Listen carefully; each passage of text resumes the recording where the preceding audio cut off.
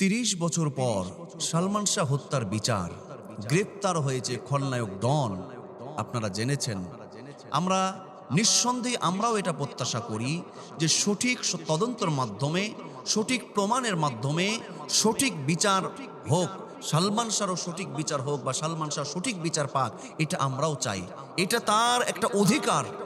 কিন্তু দুঃখ আর আফসোসের জায়গা থেকে একটি কথা না বললেই নয়।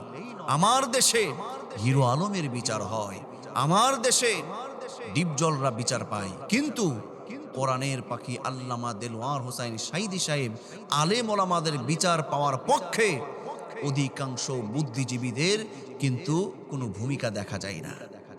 এই হলুদ মিডিয়াগুলো নিশ্চুপ, হলুদ মিডিয়াগুলো নিশ্চুপ। বড় দুঃখ আর আফসোস সাথে বলতে হয় যে কোরআনের পাখি সাইদি সাহেবকে যেইভাবে সুপরিকল্পিতভাবে যেই বা যারা হত্যা করেছে, এটা কিন্তু দিবালকের মতন পরিষ্কার। আমি এই কথা বলতে চাচ্ছি না। আমার মেন কথা বলার উদ্দেশ্য হলো, নিঃসন্দেহে সালমান শাহর যে বিচার, সেই বিচারটা অবশ্যই সঠিক বিচার করতে হবে। এটা তার অধিকার। আল্লাহ সুবহানাহু ওয়া তাআলা বলেন, ইন্নাল্লাহা ইয়া'মুরুকুম আন তুআদ্দুল আমানাতি ইলা আহলিহা ওয়া ইযা হাকামতুম বাইনান নাস আন তাহকুমু বিল আদল ইন্নাল্লাহা নি'আম্মা ইয়া'iদুকুম বিহি ইন্নাল্লাহা কানা সামিআন বাসীরা। আল্লাহ সুবহানাহু ওয়া তাআলা বলেন, প্রত্যেককে যার যার আমানত তার কাছে আমানতদার কাছে আমানত পৌঁছে দাও। সালমান শাহ দেশের একজন নাগরিক ছিল, সে তার বিচার পাবে, এটা তার একটা আমানত, তার একটা অধিকার। তাকে বিচারটা তাকে বুঝিয়ে দিতে হবে। সালমান শাহর বিচার, সঠিক বিচার করতে হবে। আরও যারা এর পিছনে জড়িত আছে তাদেরকেও বিচারের আওতায় আনতে হবে। তার সাথে আমি এই কথাও বলতে চাই, কোরআনের পাখি আল্লামা দেলোয়ার হোসাইন সাইদি সাহেব, তিনিও দেশের একজন উল্লেখযোগ্য নাগরিক, এই দেশের একজন গুরুত্বপূর্ণ একজন সম্পদ, দেশের একটা রত্ন। কোরআনের পাখি সাইদি সাহেবের বিচার এই বাংলার মাটিতে করতে হবে। এবার আসুন, সালমান শাহকে হত্যা করলো কারা? চিন্তা করতে পেরেছেন? কি আশ্চর্য! এইখান থেকে আমাদের জন্য শিক্ষা কি? সালমান শাহকে হত্যা করেছে তার নিজের স্ত্রী স্বামীরা। মূল ভূমিকায় ছিল স্বামীরা। এই স্বামীরা 12 লক্ষ টাকায় চুক্তি করেছে খলনায়ক ডনকে। এই তথ্যটাই আপনারা জেনেছেন। নিজের স্ত্রী আর খলনায়ক ডন, এটা হলো সালমান শাহর কিন্তু খুব কাছের বন্ধু। এই বন্ধু আর এই স্ত্রী সালমান শাহকে শেষ করেছে। পিছনে আরো কত কিছু আছে, সামনে আরো কত কিছু আসবে, সেটা অপেক্ষা করতে হবে। কিন্তু দুঃখ আর আফসোসতে বলতে হয়, আসলে সব স্ত্রী স্বামীর জন্য সঠিক সুন্দর ভালো স্ত্রী হয় না। প্রত্যেকটা বন্ধু, সকল বন্ধুই আসল বন্ধু হয় না। দেখেন, দুনিয়াটা শুধু ধোঁকা, শুধু মায়া। এই দুনিয়াটা শুধুমাত্র মিথ্যা ছলনাময় ছাড়া কিছুই নয়। আল্লাহ বলছেন, ওমাল হায়াতুদ দুনিয়া ইল্লা মাতাউল গুরুর। এই দুনিয়াটা শুধু ধোঁকা। সেটা আবারও প্রমাণ হলো। নাহলে নিজের স্ত্রী, নিজের বন্ধু কিভাবে টাকার জন্য বন্ধুকে খুন করতে পারে, টাকার জন্য, সম্পদের জন্য স্বামীকে খুন করতে পারে? এটা বড় আশ্চর্যজনক। আল্লাহ সুবহানাহু ওয়া তাআলা অন্য জায়গায় তিনি বলেন, সূরাতুল আবাসার মধ্যে বলেছেন, কিয়ামতের হাসরের ময়দানটা এত কঠিন হবে, সেই দিন স্বামী থেকে স্ত্রী পলায়ন করবে, ভাই ভাইতে পরিচয় দেবে না, বন্ধু তো অনেক দূরের কথা। আল্লাহ পাক এইভাবে বলছেন, ইয়াউমা ইয়াফিরুল মারউ মিন আখিহি ওয়া উম্মিহি ওয়া আবিহি ওয়া সাহিবাতিহি ওয়া বানিহি লিকুল্লি ইমরিইম মিনহুম ইয়াউমাইযিন শাআনুন ইউগনি। আল্লাহ বলেন, হাসরের ময়দানে কেউ কারো পরিচয় দেবে না, কোনো কাজে আসবে না। স্ত্রী স্বামীর উপকারে আসবে না, স্বামী স্ত্রীর উপকারে আসবে না। কিয়ামতের দিন সন্তান থেকে পিতামাতা পলায়ন করবে। দেখেন, সেই কিয়ামত হাসর তো কত দূরে রয়েছে।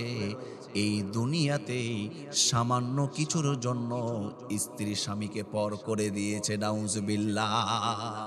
কিভাবে স্বামীরা পারল তার স্বামীকে এইভাবে হত্যা করতে, খুন করতে, সহযোগিতা করতে?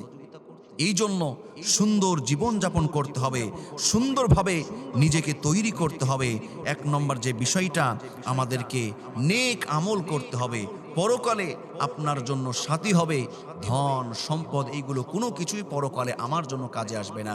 আল্লাহ বলেন, ইয়াউমা লা ইয়ানফাউ মালু ওয়ালা বানুন ইল্লা মান আতাল্লাহা বিকলবিন সালিম।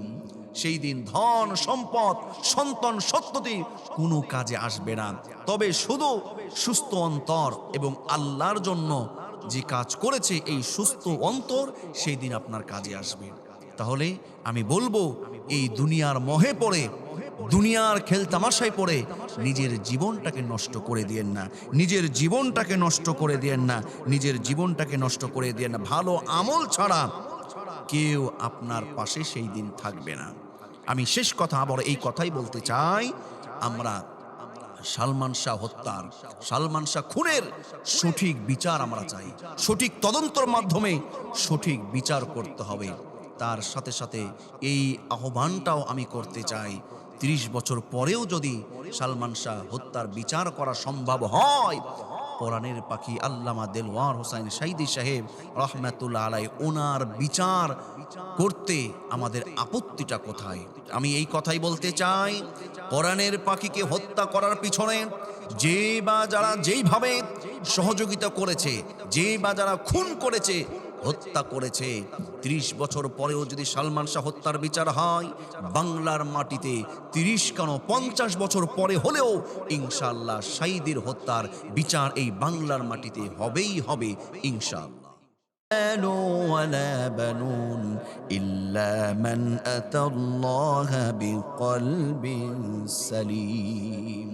সেই দিন ধন সম্পদ সন্তান সন্ততি কোনো কাজে আসবে না, তবে শুধু সুস্থ অন্তর এবং আল্লাহর জন্য যে কাজ করেছে এই সুস্থ অন্তর সেই দিন আপনার কাজে আসবে।